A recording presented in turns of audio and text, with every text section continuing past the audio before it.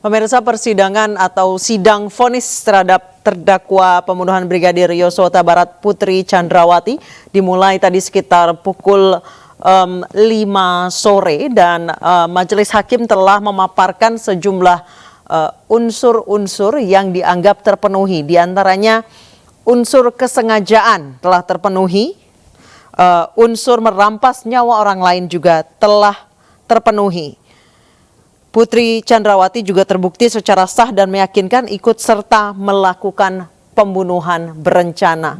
Ada sejumlah fakta-fakta yang diungkap oleh fakta-fakta di pengadilan yang diungkap oleh majelis hakim, di antaranya perjalanan dari Magelang ke Yogyakarta Joshua dengan sengaja ditempatkan di mobil berbeda dengan posisi Yosua telah dijauhkan dari senjata HS miliknya. Kemudian setelah memberitahukan suaminya Ferdy Sambo terkait dengan pelecehan seksual yang dialami, Putri Chandrawati juga memberitahukan kepada Ferdy Sambo bahwa Yosua telah dijauhkan dari senjata miliknya. Kita kembali ke ruang persidangan. Perkara nomor 797/2022 atas nama terdakwa Putri Chandrawati dicabut, sidang dinyatakan dibuka dan terbuka untuk umum. Silakan dilanjut.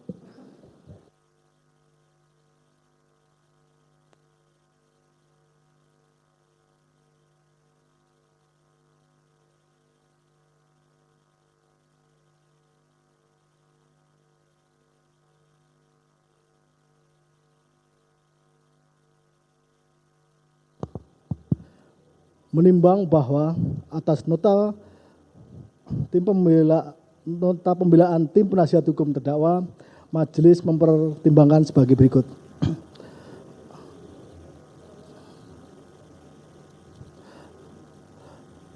Tentang kekerasan seksual. Bahwa berdasarkan penelitian Kusnul Fadilah bertajuk pemulihan trauma psikososial pada perempuan korban kekerasan seksual di Yayasan Pulih yang dimuat dalam Empati Jurnal Ilmu Kesehatan Sosial dengan alamat website http://journal.uinjkt.ac.id/indeks.php/empati dengan pendekatan stages of grief, model dari Rose dan Kessler yang dimuat dari tahap denial, anger, bargaining, depression, and acceptance, penangkalan, kemarahan, penawaran, depresi, penerimaan, serta dari berbagai jurnal internasional berkaitan dengan berbagai metode konseling yang efektif bagi korban yang mengalami trauma, kekerasan, khususnya akibat kekerasan seksual termasuk yang didasarkan pada pengalaman pribadi, seperti jurnal bertajuk Effective Counseling Methods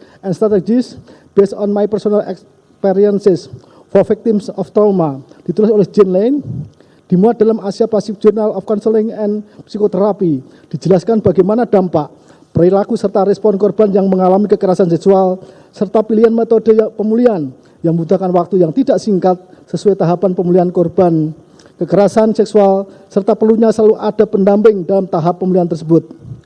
Bahwa faktanya, menurut terdakwa, setelah mengalami kekerasan seksual serta adanya bantingan 3 kali yang mengakibatkan terdakwa jatuh terduduk bersandar pada keranjang pakaian kotor, terdakwa melalui saksi Ricky Riksal telah memanggil korban Yosua, dan ketika bertemu, terdakwa berusaha menenangkan korban Yosua serta mengatakan mengampuni perbuatanmu yang keji dan meminta korban Yosua resign.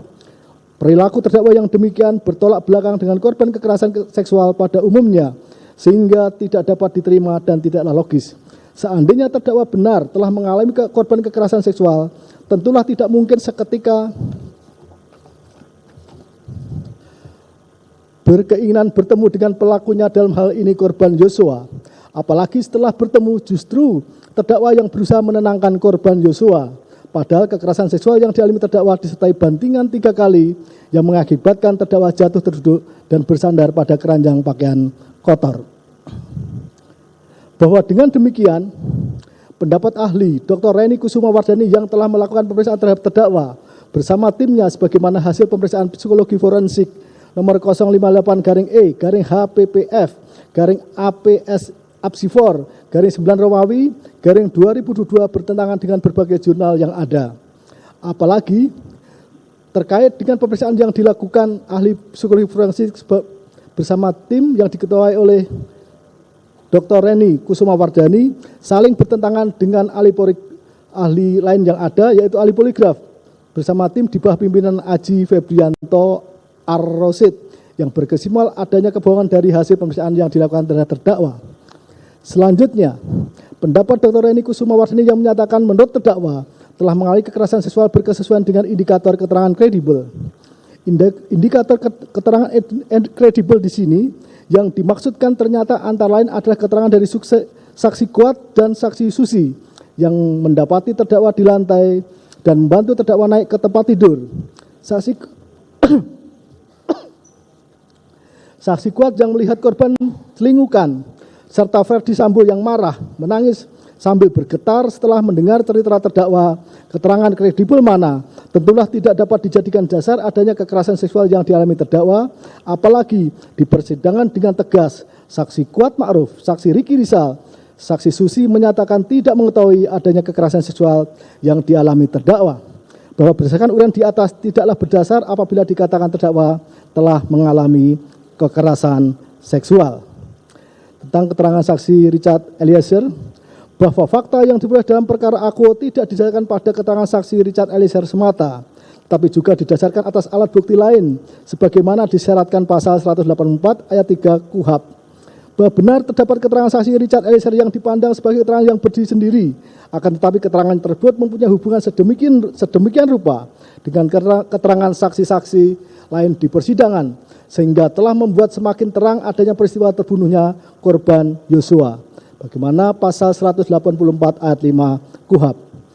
Bahwa kalaulah saksi Richard Eliezer dalam hal-hal tentu tidak sejalan dan bertentangan dengan terdakwa, saksi Riki Rizal maupun saksi Kuat Ma'ruf, bukan berarti keterangan saksi Richard Eliezer tidak dapat diterima, mengingat keterangan saksi Richard Eliezer di persidangan telah diberikan secara konsisten, jujur apa adanya, sehingga telah membuat terang peristiwa hilangnya nyawa korban Yosua, serta selaras dengan alat bukti yang ada.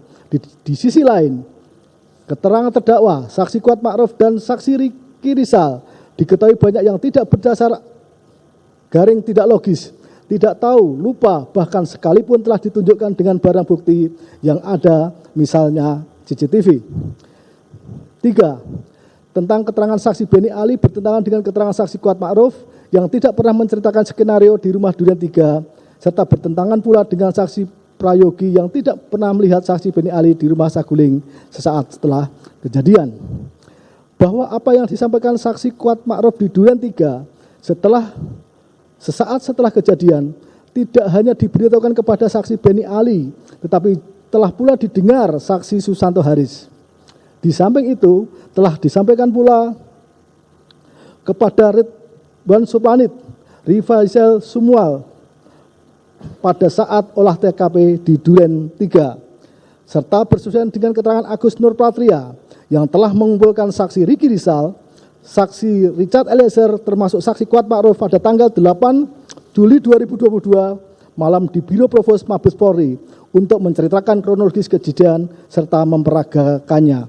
Baru setelah para saksi menceritakan kejadian serta memperagakan cerita yang sama dan telah disampaikan kepada saksi Beni Ali, Ferdi Sambo tiba di Biro Provos dan mengumpulkan saksi Richard Eliezer, saksi Kuat Ma'ruf, serta saksi Riki Rizal di sebuah sudut bangunan.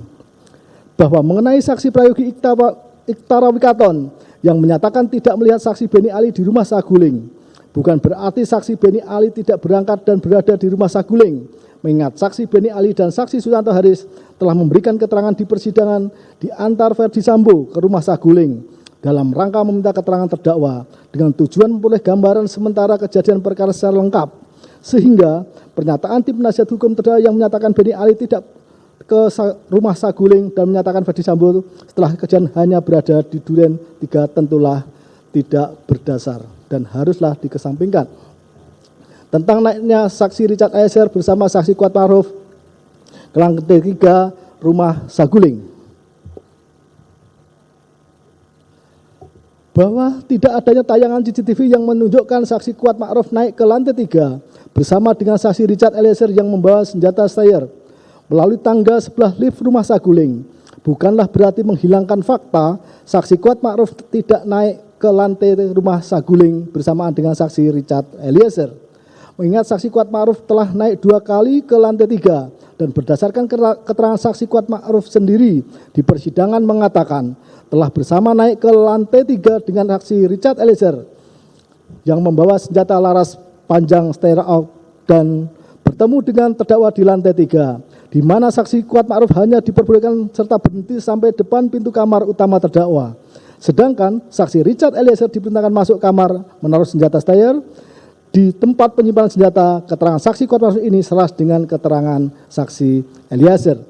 5. Tentang lupa serta tidak tahunya maksud terdakwa bersama saksi Kuat naik ke lantai 3 saguling serta durasi 3 menit dari naik lift serta turunnya saksi Kuat melalui tangga sebelah lift. Bahwa adalah manusiawi apabila seorang lupa dan tidak tahu. Namun demikian, jika ternyata keterangan tidak tahu dan lupa bertentangan dengan fakta yang ada, tentulah keterangan yang demikian justru merugikan kedudukan kedudukan Putri Chandrawati sebagai terdakwa. Karena tidaklah rasional mengajak saksi Kuat Ma'ruf ke lantai 3 meskipun telah melihat tayangan CCTV, terdakwa sendiri lupa serta tidak mengetahui maksudnya. Bahwa diajaknya saksi Kuat Ma'ruf ke lantai 3 sampai turun dan keluar lantai 1 dan durasi 3 menit dipandang cukup karena saksi Kuat Ma'ruf hanya mengkonfirmasikan kejadian di Magelang kepada Verdi Sambo. Berhubung dengan itu, Verdi Sambo selanjutnya menyampaikan niatnya menghilangkan nyawa korban Yosua di Duren 3 serta menyerahkan sepenuhnya situasi dan kondisi tanpa pelaksanaan menghilangkan nyawa korban Yosua kepada saksi Kuat Ma'ruf sebagaimana telah dipertimbangkan sebelumnya.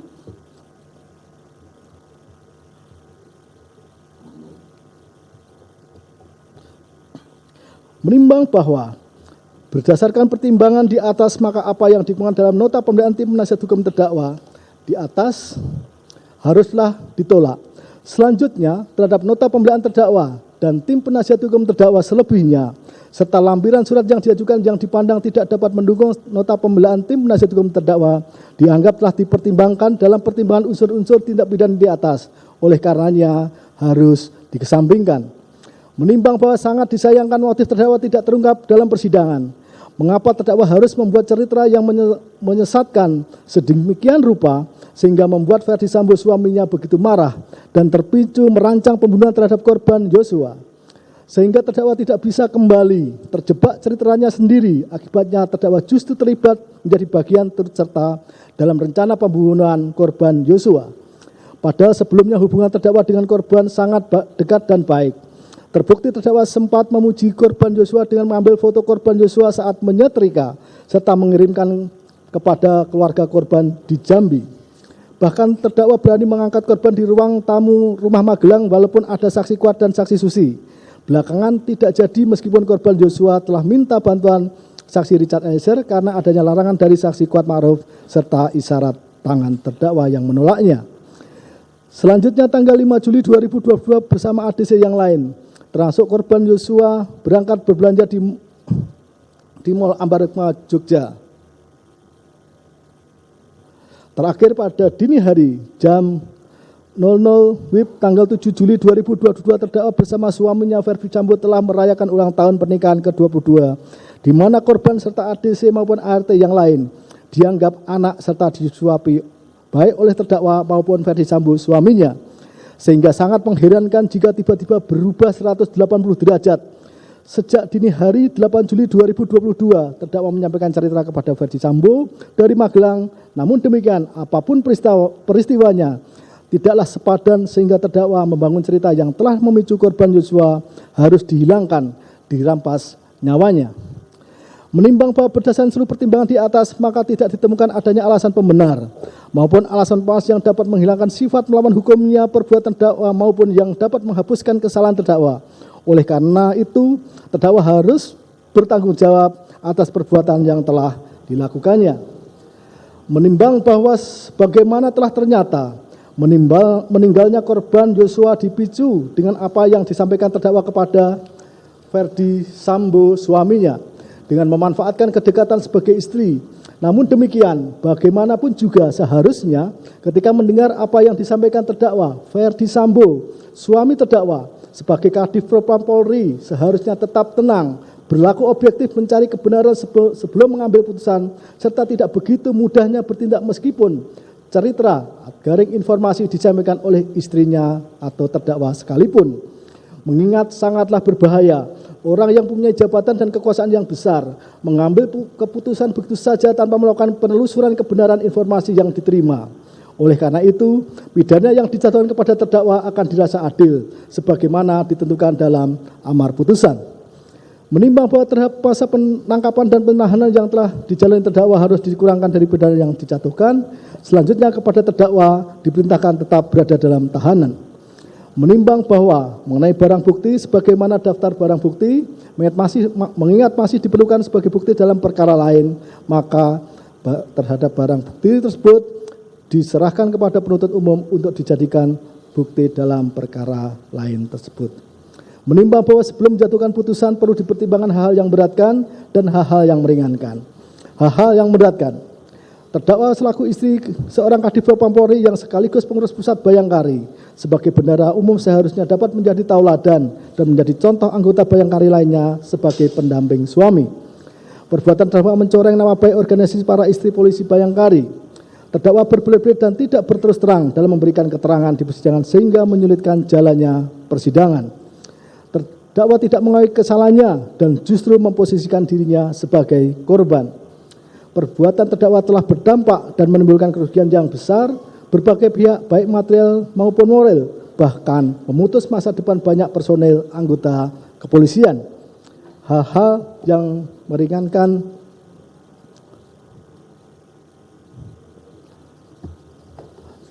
tidak ada. Menimbang bahwa dengan terbuktinya terdakwa bersalah melakukan tindak pidana, maka kepadanya dibebani pula membayar biaya perkara. Mengingat pasal 340 KUH pidana, junto pasal 55 ayat 1 ke 1 KUH pidana, serta ketentuan lain dari perundang-undangan yang bersangkutan serta KUHP.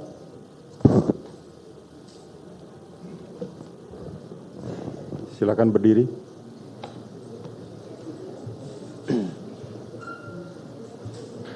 Menyatakan menyatakan terdakwa Putri Chandrawati terbukti secara sah dan meyakinkan bersalah melakukan tindak pidana turut serta melakukan pembunuhan berencana. Menjatuhkan pidana terhadap terdakwa Putri Chandrawati dengan pidana penjara selama 20 tahun. Menetapkan lamanya masa penangkapan dan penahanan yang telah dijalani terdakwa dikurangkan seluruhnya dari pidana yang dijatuhkan.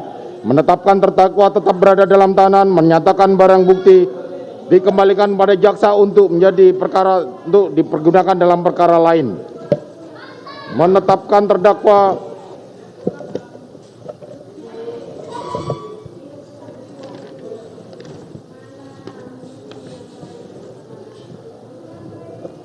membebani terdakwa Putri Chandrawati untuk membayar biaya perkara sebesar Rp5.000. Silakan duduk. Demikianlah diputuskan dalam rapat permusyawaratan Majelis Hakim Pengadilan Negeri Jakarta Selatan pada hari Senin tanggal 13 Februari 2022 oleh Wahyu Iman Santoso, Sarjana Hukum selaku Hakim Ketua, Morgan Simanjuntak SHMH dan Alimin C.R. Sujono SHMH masing-masing sebagai Hakim Anggota. Putusan mana diucapkan dalam sidang terbuka untuk umum pada hari dan tanggal itu juga oleh Hakim Ketua dengan didampingi Hakim Anggota tersebut dengan dibantu oleh Aprisno SHMH dan Okta Andrianto SHMH. Panitera pengganti pada Pengadilan Negeri Jakarta Selatan serta dihadiri oleh Rudi Irmawan SHMH dan kawan-kawan jaksa penuntut umum serta terdakwa yang didampingi oleh tim penasihat hukumnya. Demikianlah putusan Pengadilan Negeri Jakarta Selatan nomor 797 PIT-B 2022. Kepada para pihak diberikan kepada mereka hak untuk menyatakan banding maupun menerima putusan ini ataupun pikir-pikir. Demikianlah sidang perkara nomor 797 PIT-B 2022 atas nama terdakwa Putri Chandrawati dinyatakan ditutup.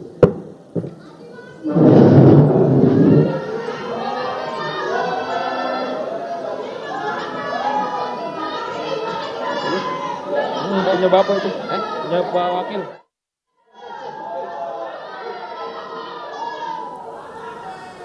Pemirsa, terdakwa pembunuhan Brigadir Yosua Huta Barat dan juga istri mantan Kadif Propam Verdi Sambo